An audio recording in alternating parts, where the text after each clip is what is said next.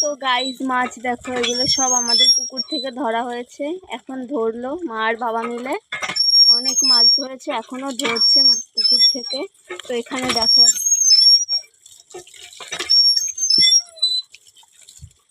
এই পুকুর থেকে ধরেছে মাছ সবগুলো, ওখানে বাবু ধরছে।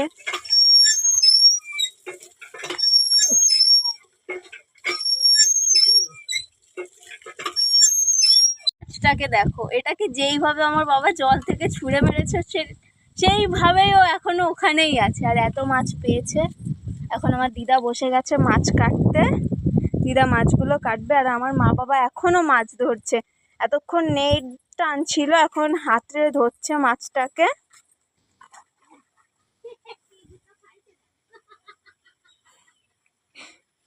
এই পুকুরে ভালোই মাছ ছিল, বড় বড় মাছ ছিল, সেগুলোকে ধরা হয়ে গেছে। এখন ছোট ছোট মাছ আছে, এই যে নেট নিয়ে নেট টানছিল।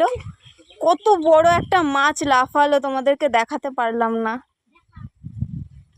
মাছটা তো পড়ে গেল, আগে থেকেই আমার ক্যামেরা এদিকে ছিল, তখন চলে গেছে।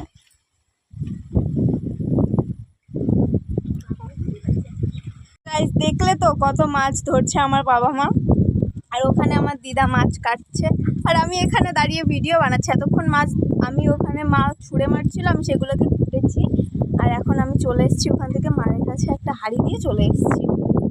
রোদ্দুরে দাঁড়াতে পারছি না আমি, আর সেই জন্য চলে আসলাম ওখান থেকে।